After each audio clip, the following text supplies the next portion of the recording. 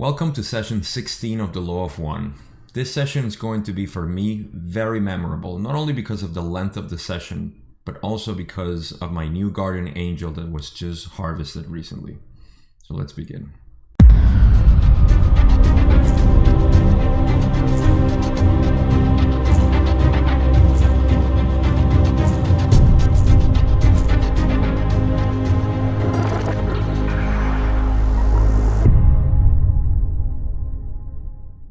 So, as I mentioned, session 16 is pretty long. It has over 60 questions, and we're going to talk about the confederation of planets, Bible references, astronomy, synchronicities, cattle mutilation even, and a bunch of other cool stuff that I want to share with you guys. So, because of that, I had to split it in 4 videos. So, we're going to cover that over the course of the month of October. So, that's basically what we have today. We're going to talk about quarantine on the planet, which we have talked about before. So let's get into the first question so we don't extend this more than it should be. And the first question we have is from Don, of course, asking, I would like to ask, considering the free will distortion of the Law of One, how can the Guardians quarantine the Earth? Is this quarantine within the free will distortion? Ross says, the Guardians guard the free will distortion of the mind-body-spirit complexes of third density on this planetary sphere. The events which require activation of quarantine were interfering with the free will distortion of mind-body-spirit complexes. And this is referring, if you remember from session 12, I believe we talked about quarantine, and this was established because of the transfer of Mars here. So go check that out if you haven't already, so you get a little bit of an idea of how the quarantine was established.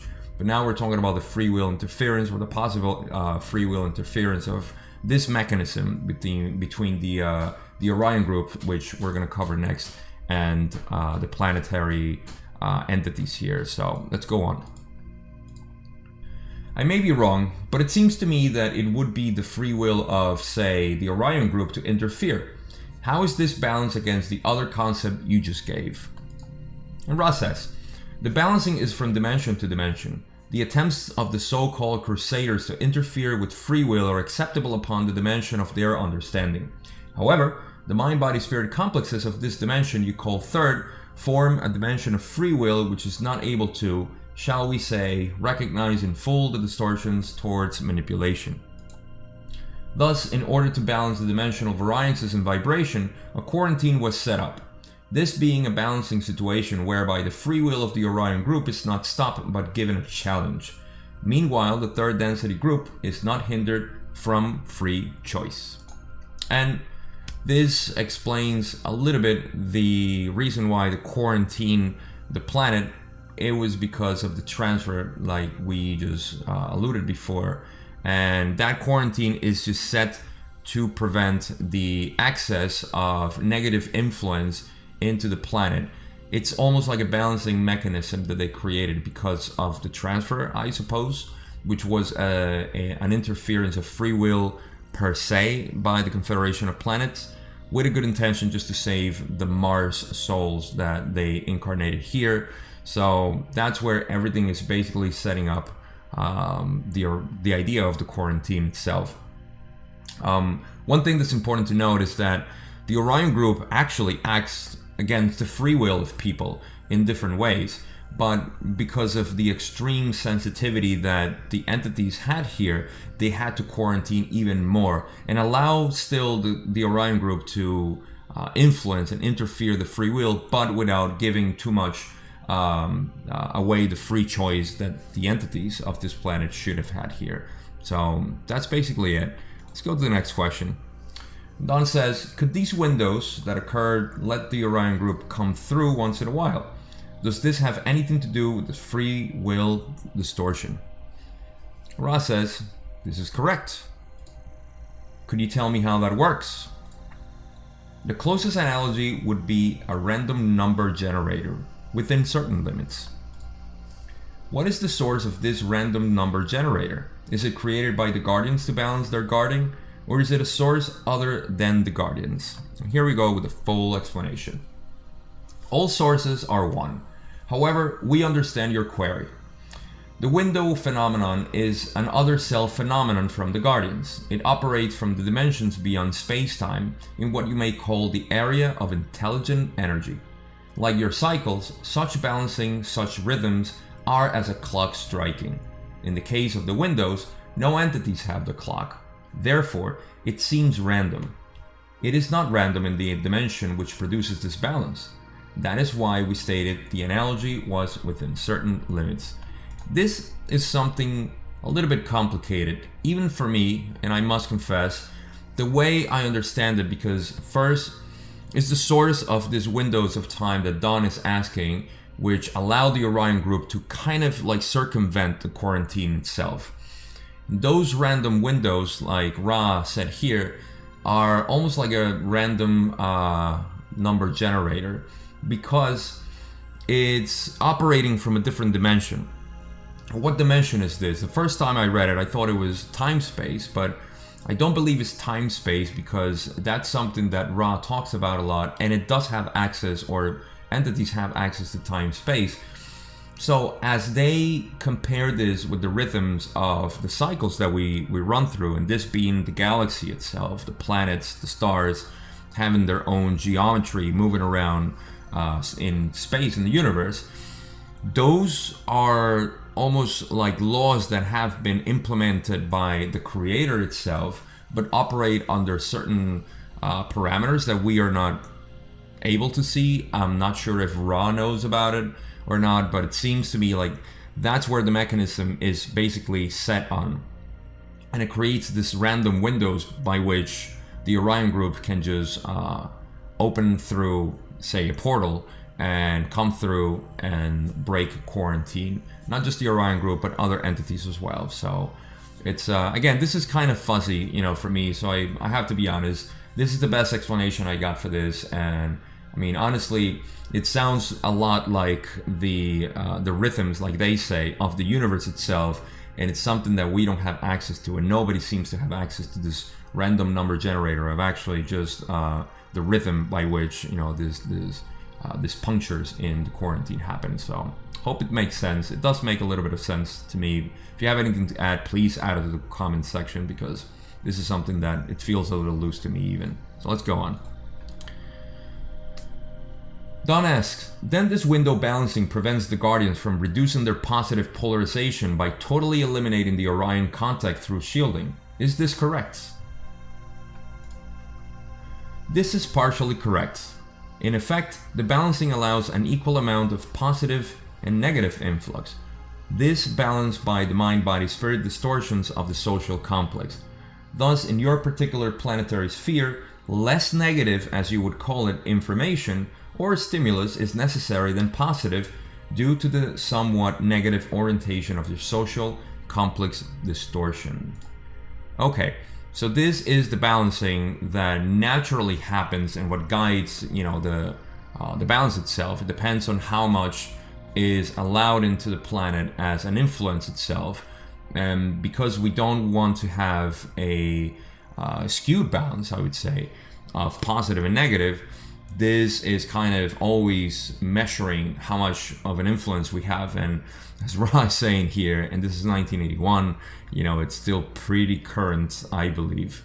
Right now, there's a lot of negative influence on the planet. So that's why they say that it's less negative. Like, we need less negative influence at this point than positive. So again, this is just the way things balance in a third density planet, because it needs to have both philosophies. Say, I like to call it the Orion philosophy and the Jesus philosophy.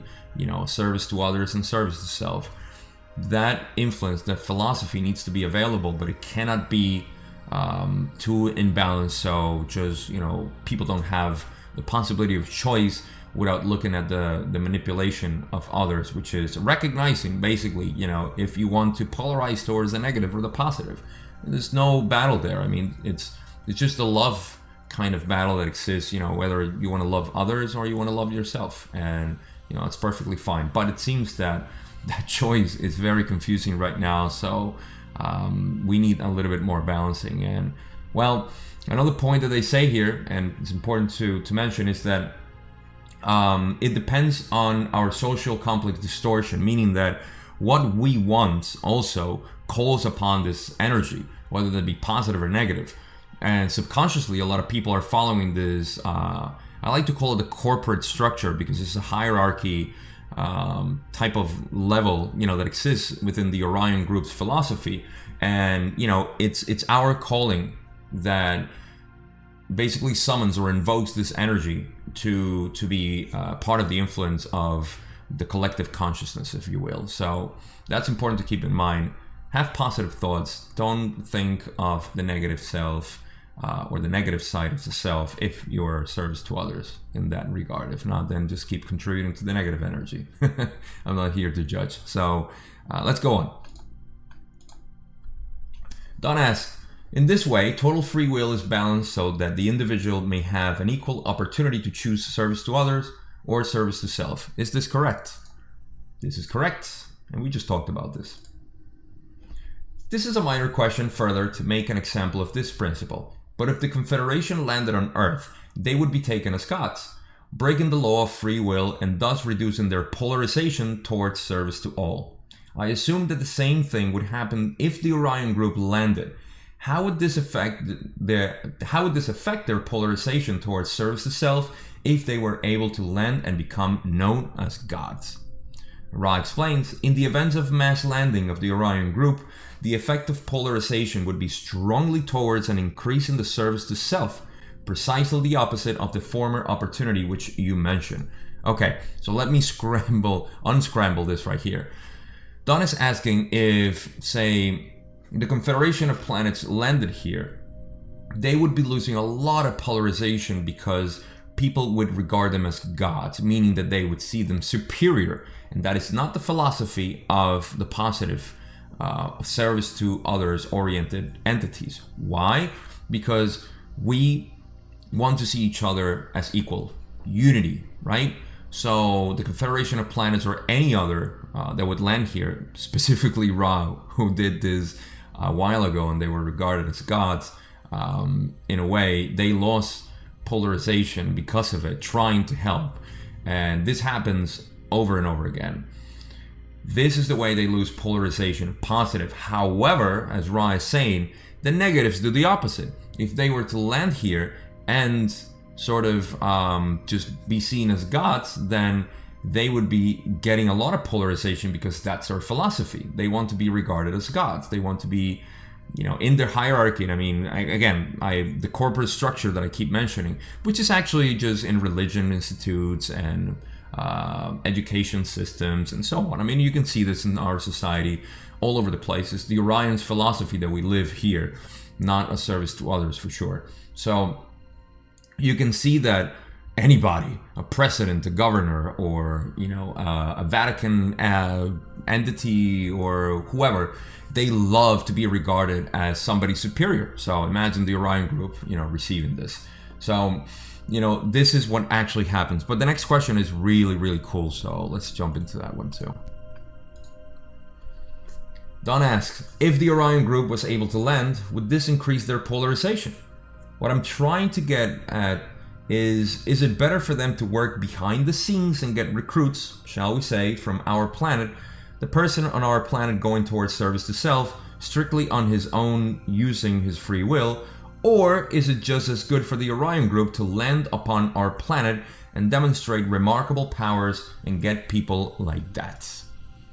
Ra says, the first instance is, in the long run, shall we put it, more salubrious for the Orion Group in that it does not infringe upon the law of one by landing, and thus does its work through those of this planet. In the second circumstance, a mass landing would create a loss of polarization due to the infringement upon the free will of the planet. However, it would be a gamble. If the planet then were conquered and become part of the empire, the free will would then be re-established. This is restrained in action due to the desire of the Orion Group to progress towards the one creator. This desire to progress inhibits the group from breaking the law of Confucian. Big point here now that we need to discuss. If the Orion group were to land here and be regarded as gods, then yes, they would be polarizing towards their negative orientation there. However, they're playing or gambling to come here because it's easier for them and a lot safer, not to lose polarization, to play behind the scenes, which is exactly what they have been using in our planet for thousands of years. They have been influencing people to create this structure of royalty, and I mean, I think I just I just covered that. But you can see in all the powers and all the hierarchies that exist in our societies, that's the Orion group, and that's what they have been doing. Basically manipulating the ones at the top, and the ones at the top do their bidding. No loss of polarization. It's not their act is really onto the other one. So say, you know, the Roman emperors back then, or the British Empire over, you know, the long run, and now, you know, our government systems, the religion. So all of those have been doing the Orion group's bidding, not strictly directly from them, but, you know, just by manipulation. So that's how it works. And the other one is for them to land here, but they would be risking a lot of loss of polarization for, say, people like us, who would probably recognize it and say, no thank you, you are no gods, we are all gods. And they would be losing a lot of polarization by just trying to infringe upon our free will. That's how I perceive it. I hope it makes sense. It makes sense to me, and I think that's it. So let's move to the next question. You mentioned the word empire in relation to the Orion group. I have thought for some time that the movie Star Wars was somehow an allegory, in part for what is actually happening. Is this correct? Ross says, this is correct in the same way that a simple children's story is an allegory for physical, philosophical, social, complex distortion understanding. So I think it's pretty funny that they mentioned Star Wars here, because we know from the Orion group and from Corey Good's information and other insiders that the Orion group is part of the Dark Fleet, which is something that they have discussed a lot by the Nazi Germany that created the secret space program here and became this runaway society. And because of that, we have information. It's pretty cool, actually. And you can see this ship right here from Star Wars that is very well known. And this is another ship that was rendered by the people that have seen and have been insiders from the secret space program, and looks exactly like the one in Star Wars. So I think it was pretty cool that Don asked that question without even knowing at all that, you know, these are the ships that the Orion group use, and it's one of the biggest ones, and it's also part of the Star Wars movie. Again, there's a lot of information there about insiders and how people get this information and so on, but I just thought that was cool. Just wanted to share that, and that's it. Let's move to the next question. Is there a harvest of entities oriented towards service to self, like there is a harvest here of entities oriented towards service to others? Ross says, there is one harvest. Those able to enter 4 density through vibrational complex levels may choose the manner of their further seeking of the one creator. All right, pretty simple. This is just one question. It does seem, you know, like we can think that there are 2 harvests, but like we know, and I'll reiterate here if you haven't watched the other videos, there is only one harvest, and that harvest actually just takes all the entities and divide them. Those who go to positive 4 density will remain on this planet or move to another 4 density planet, their choice. Those of 4 density negative will be moved to another planet of 4 density, not this one, because this planet is polarizing for the positive. So negatives, they get out, positives stay here. And those who need to repeat 3rd density will be moved to another planet for sure, because this planet after the harvest will not be inhabitable by any 3rd density being. So just recap there. I think it was appropriate for this question, and I'll leave you with that. Let's go to one of the last questions, where he says, then as we enter the 4 density, there will be a split, shall we say, and part of the individuals who go into 4 density will go to planets or places where there is service to others, and the other part will go into places where there is service to self. Is this correct? This is correct. I just mentioned that. Sorry, I got ahead of myself. Last question is, well, the Confederation established its quarantine, I understand, 75,000 years ago. Has the Orion Group been attempting to contact any part of this planet prior to that? Or did they? How long have they been attempting to contact this planet? Here we go. Approximately 45,000 years ago, an attempt was made. It was not successful. Approximately 2,600 years ago, the group sent an entity of social memory complex to this planetary sphere. This effort met with some success, but was in the space-time continuum lessened in impact. Since approximately 2,300 years ago, in your measurement, this group has constantly been working upon the harvest, just as the Confederation.